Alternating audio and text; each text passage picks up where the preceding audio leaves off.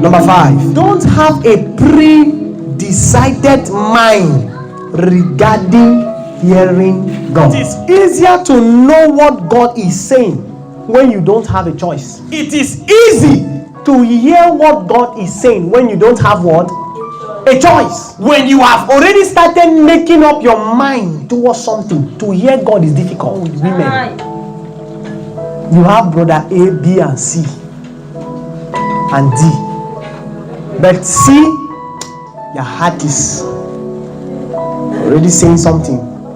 That's the one. And you're asking God, Lord, who should I? It's a lie. You cannot be writing people's name and asking God who should you choose. You know the one you want. So even if God says something else, you'll be difficult to accept because your mind was already pre-decided. But when there was nobody, why didn't you pray that time? When they told you to pray, you say, I'm still young. I'm not thinking about that thing now. That was the time you were supposed to pray. Now the time you have reached now to make decisions, you want to pray. It is difficult to hear God when you already know what you want. You have played American lottery and you're asking God, Lord, should I travel? What will you do? You have already played lottery. And what voice do you want to hear? You cannot hear again. Even when God is trying to say, my daughter, you are not going. You cannot hear. You are waiting for result.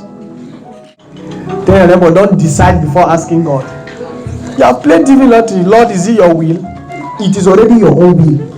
Don't ask God's will again. And you are now asking God, Father, what is your will? When you were playing, did you ask me? So, if you really want to hear God, to learn how to hear from God, try not to decide some things before praying to ask His will. It's difficult. You can't hear Him. It's very difficult. Really conditioned towards a certain direction. To the presence of God, lay aside everything. Say, Father, I don't have a choice. Anything you tell me, that's what I will do. Free your heart. Refuse every option you have. Take me to the place where I have no will. That is separate from your will. Where I have no choice. That is separate from your choice. Drop some of those things in your mind. If you really want to know what God's will for you is, drop them and pray with a free mind. Lord, I have no choice. Be ready for any answer God tells you. Don't be ready for the positive one that you want. The negative one may be the best for you.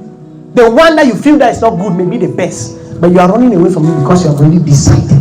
When you are able to lay aside your will to hear what God is saying concerning your life, it's easy to hear Him.